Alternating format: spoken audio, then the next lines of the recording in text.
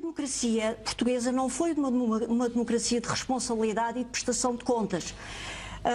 A classe política habituou-se a privilégios e confundiu ser elite com ser irresponsável e não prestar contas, quando o elitismo em qualquer parte do mundo é a responsabilidade. Quanto mais poder se tem, mais responsável se é. Em Portugal, não.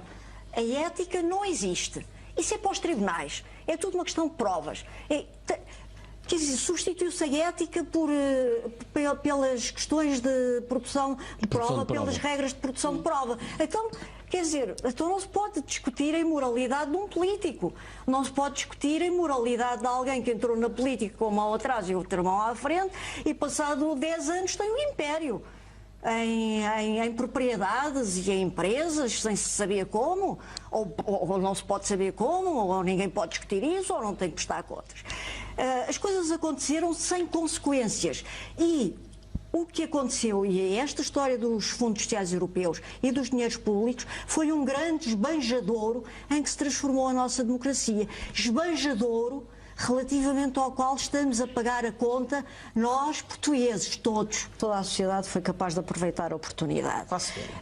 Não, a classe política aproveitou a sua oportunidade. A classe política aproveitou a sua oportunidade, que não é a oportunidade do bem comum. Choveram fundos europeus sobre Portugal. E o que é que aconteceu? Esses fundos foram apropriados individualmente e para enriquecimento individual da miséria da população e não para desenvolvimento económico, tal como eles foram atribuídos.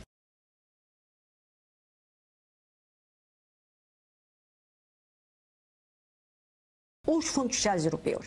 E por causa de uma questão legislativa formal, um desencontro entre a reforma do Código Penal e do Código do Processo Penal, a maior parte, ou pelo menos 90% desses processos foram arquivados por prescrição. Eu, como magistrada, passei dias, horas, a promover o arquivamento de processos cujos julgamentos estavam marcados por causa disso. Isso é uma marca que fica na cabeça do magistrado para sempre.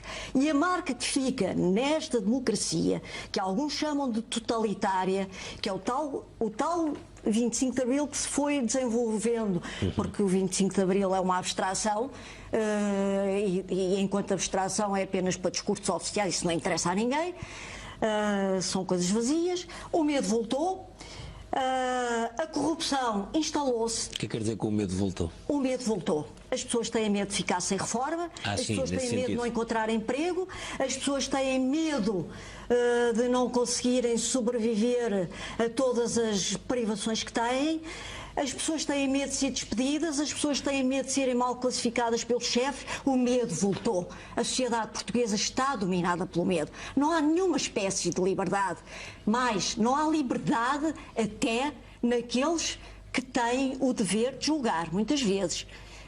Porque aquilo que eu estou a dizer é um fenómeno difuso que está na cabeça das pessoas, mas não sei que liberdade é que possa existir num magistrado que ganhe 2.000 euros por mês e que tenha que julgar uma causa de milhões.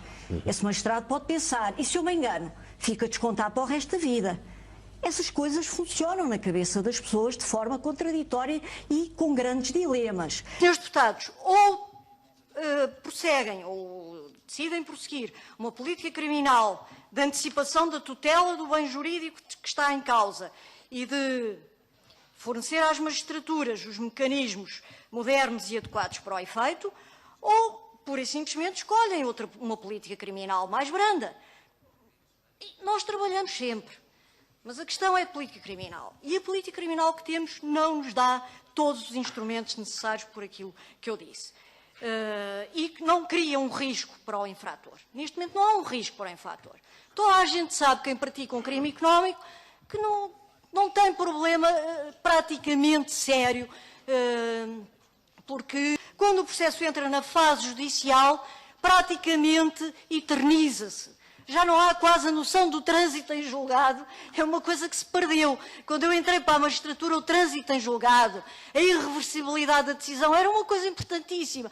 E perdeu-se também a certeza e a aplicação do direito, porque o quadro legislativo fora do Código Penal é de tal forma variado e as fontes de direito são de tal forma dispersas que possibilitam toda a espécie de defesas, legitimamente, com todos os altos apoios necessários a tornar o processo infindável no meio da gritaria. Queremos um processo rápido e julgamento o mais rápido possível, mas todos aqueles que pedem o julgamento do tempo mais rápido possível utilizam os mecanismos processuais para atrasar esse julgamento. E indicadores de análise. Os indicadores de análise no urbanismo, se os senhores deputados estão satisfeitos com isso, também não é um problema meu. Mas... Peço desculpa, já 3 ou 4 afirmações da senhora doutora que não são compatíveis com o estado nesta comissão. Peço desculpa, tenho que fazer um ponto de ordem à mesa para correção da forma como está a ser a exposição. Senhora doutora, se for possível... Mas eu pergunto se o Sr. Presidente me autoriza ou não autoriza. Eu peço desculpa. Sobre a forma como estamos aqui a ouvir isso.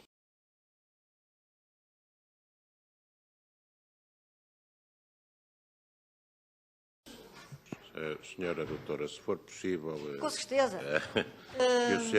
Que a sua intervenção não seja tão... Foge-me o termo agora, mas percebe. Com certeza. Eu estava a procurar ser contundente, mas menos contundente. Contextualizadamente. Sim, porque não estava a ser pessoal. Com certeza, nem deve admitir, porque eu não quero ser ofensiva, nem é essa a minha intenção. Agora, procuro ser contundente e separar as coisas. Sim, senhora.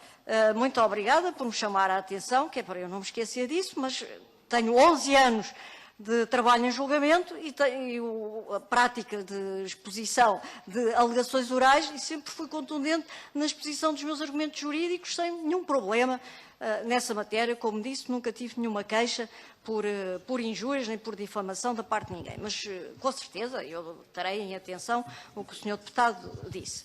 Agora, em relação... Porque referia-me a políticas criminais, elas são opções e eu não posso obrigar ninguém a optar por determinadas políticas criminais. Vamos ultrapassar o incidente, São metáforas.